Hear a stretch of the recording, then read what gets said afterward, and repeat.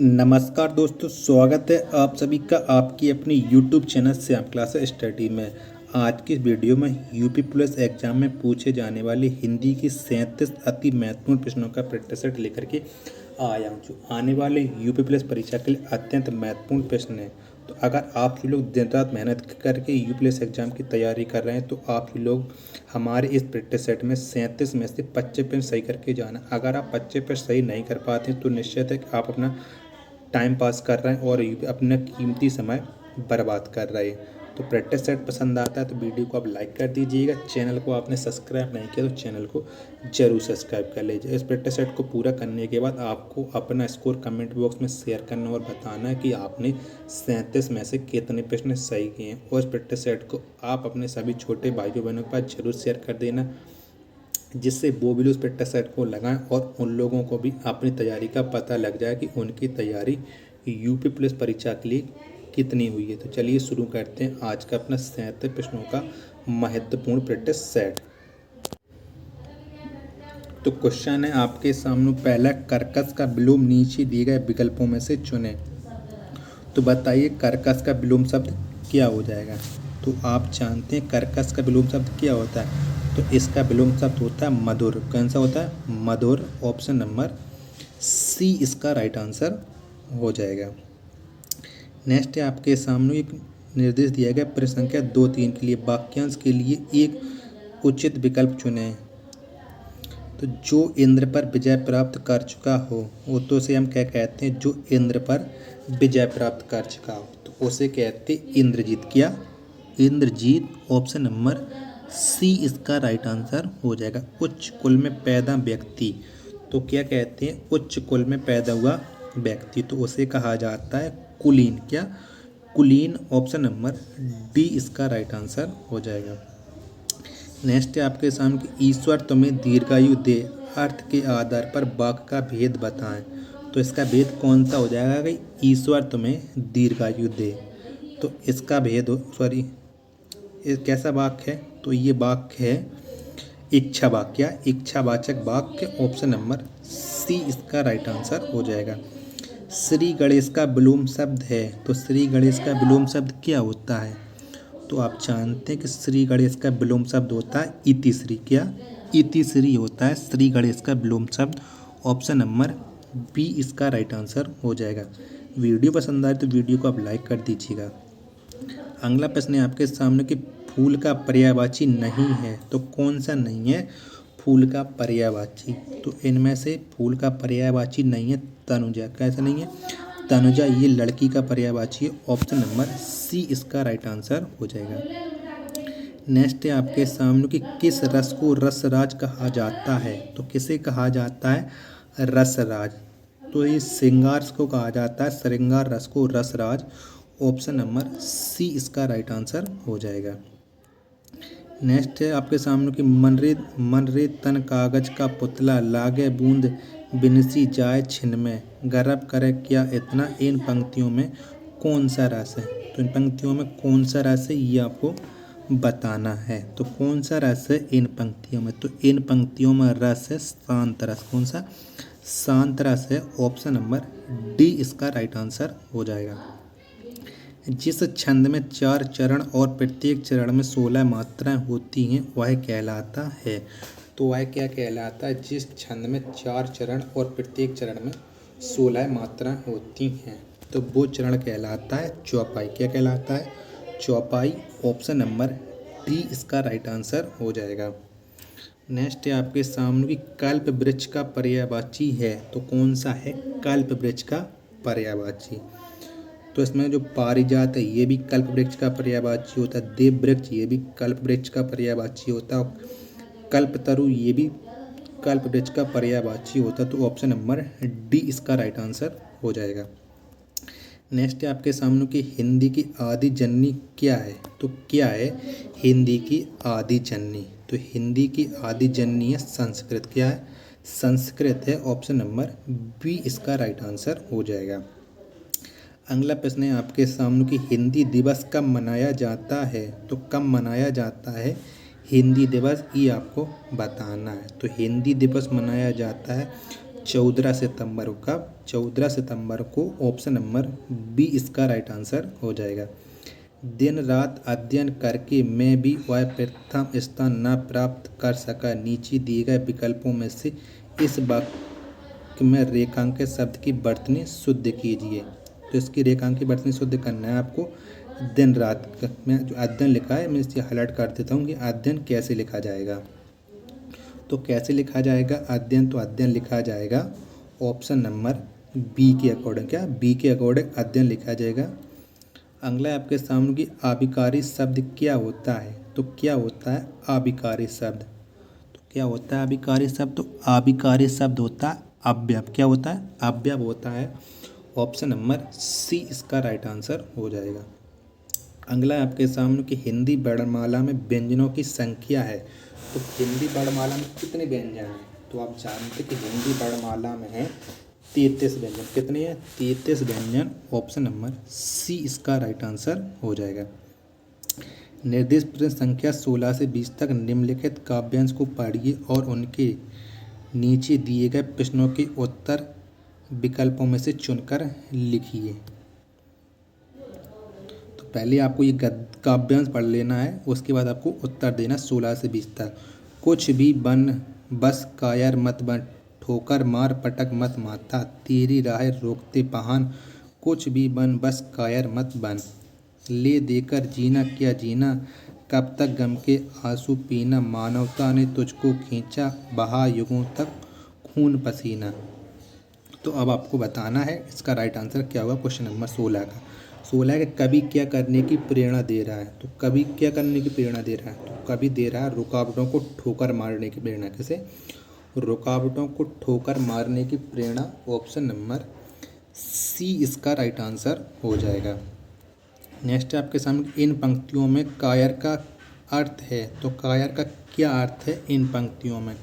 तो इनमें अर्थ है, कायर का अर्थ है समझौतावादी। क्या? समझौतावादी। ऑप्शन नंबर बी इसका राइट आंसर हो जाएगा।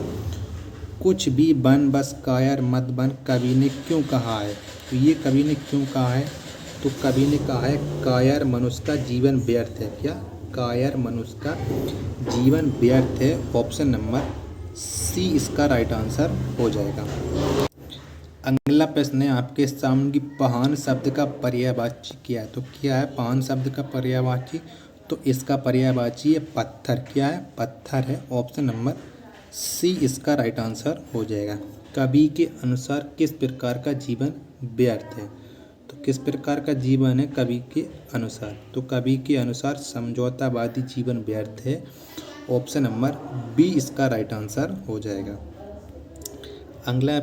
अगला क्वेश्चन है आपके सामने कि इस समास में पहला पद संख्यावाचक होता है। तो किस समास में होता है पहला पद संख्यावाचक? तो आप जानते कि पहला पद संख्यावाचक होता है द्विगु समास में। किस में होता है? द्विगु समास में पहला पद संख्यावाचक होता है।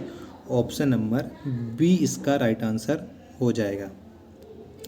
अगला प्रश्न है आपके सामने कि राजपुत्र में कौन सा समास है? तो कौन सा समास है राजपुत्र में?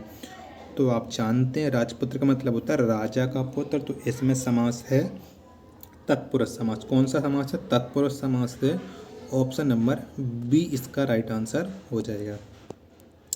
अगला आपके सामने निर्दिष्ट संख्या प्रश्न नंबर 23 और 24 के लिए प्रत्येक 4 विकल्पों में से बेमेल शब्द को चिन्हित कीजिए। यानी क्वेश्चन नंबर 23 और 24 में 3 शब्द हैं वो एक से होंगे, जबकि जो चौथा शब्द होगा वो अलग है। तो वो कौन सा शब्द अलग है वो ही आपको छांटना है। तो समस्या, खेद, कठिनाई, जटिलता। तो इसमें कौन सा अलग है?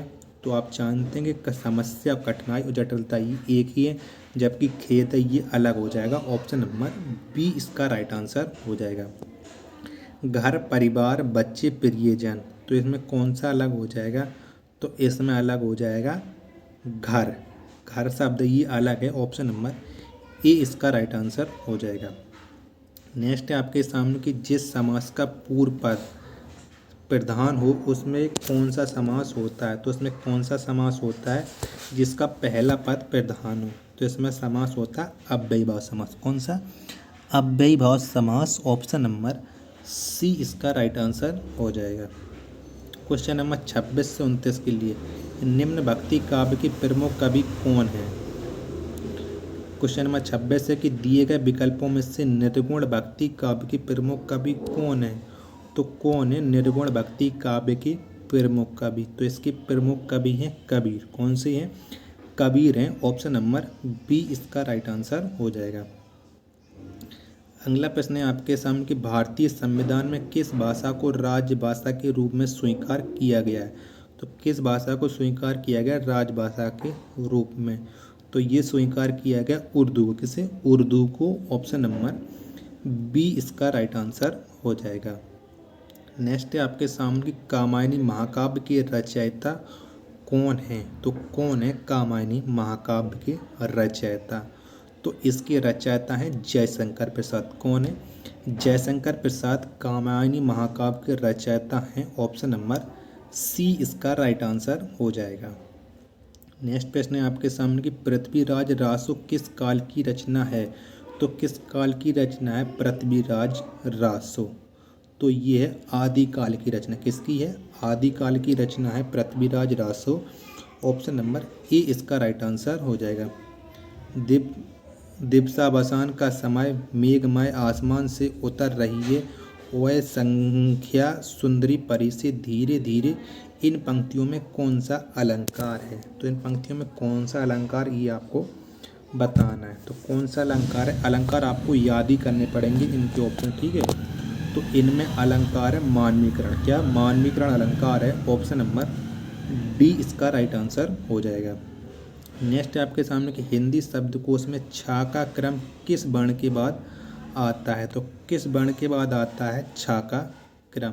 तो ये आता है का के बाद। क्या, का के बाद आता है। ऑप्शन नंबर ए इसका राइट आंसर हो जाएगा। छा का अर्थ होता है का प्लस के सा। नेक्स्ट है आपके सामने खग जाने खग की भाषा लोकोक्ति का उचित अर्थ नीचे दिए गए विकल्पों में से बताइए। तो इसमें किसका विकल्प क्या हो जाएगा। तो इसका राइट आंसर हो जाएगा खग जाने खग का अर्थ हो जाएगा समान प्रवृत्ति वाले लोग एक दूसरे को सहारते हैं। ऑप्शन नंबर डी इसका राइट आंसर हो जाएगा।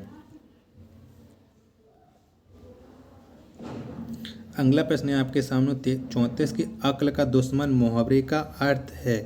तो इस मुहावरे का क्या अर्थ हो जाएगा कि अक्ल का दुश्मन। तो इस मुहावरे का अर्थ हो जाएगा महामूर्ख। क्या, महामूर्ख। ऑप्शन नंबर सी इसका राइट आंसर हो जाएगा।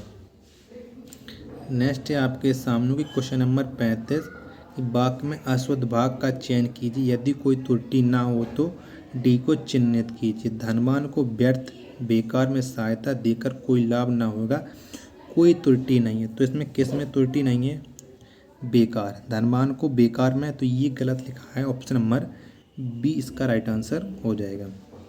नेक्स्ट क्वेश्चन है आपके सामने कि दिए गए शब्दों में से शुद्ध वर्तनी वाला शब्द है। तो इसमें किसकी वर्तनी शुद्ध लिखी है वो आपको बताना है। तो किसकी वर्तनी शुद्ध लिखी है। तो इसमें वर्तनी शुद्ध लिखी है सच्चिदानंद की। किसकी, सच्चिदानंद की वर्तनी शुद्ध लिखी है।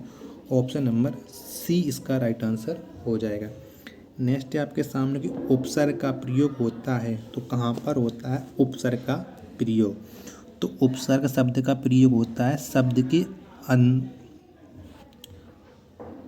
कहाँ होता है, शब्द के आदि में, यानी शब्द के प्रारंभ में। ऑप्शन नंबर ए इसका राइट आंसर हो जाएगा। मिठास शब्द में किस प्रत्यय का प्रयोग हुआ है। तो मिठास में कौन सा प्रत्यय है। तो मिठास में प्रत्यय है आस। कौन सा है, आस प्रत्यय है मिठास में। ऑप्शन नंबर सी इसका राइट आंसर हो जाएगा। लास्ट प्रश्न है आपके सामने कि सत्याग्रह का सही संधि विच्छेद कीजिए। तो सत्याग्रह का संधि विच्छेद क्या हो जाएगा। तो इसका संधि विच्छेद हो जाएगा सत्य प्लस आग्रह। ऑप्शन नंबर डी इसका राइट आंसर हो जाएगा। तो अब आप बताइए कि आपने हमारे इस प्रैक्टिस सेट में कितने प्रश्न सही किए और आपको वीडियो कैसी लगी। वीडियो पसंद आई तो वीडियो को आप लाइक कर दीजिएगा। चैनल को आपने सब्सक्राइब नहीं किया तो चैनल को जरूर सब्सक्राइब कर लीजिएगा। कमेंट बॉक्स में अपना स्कोर शेयर करना ना भूलें। मिलते हैं अपने नेक्स्ट प्रैक्टिस सेट में, तब तक के लिए धन्यवाद। जय हिंद प्यारे साथियों।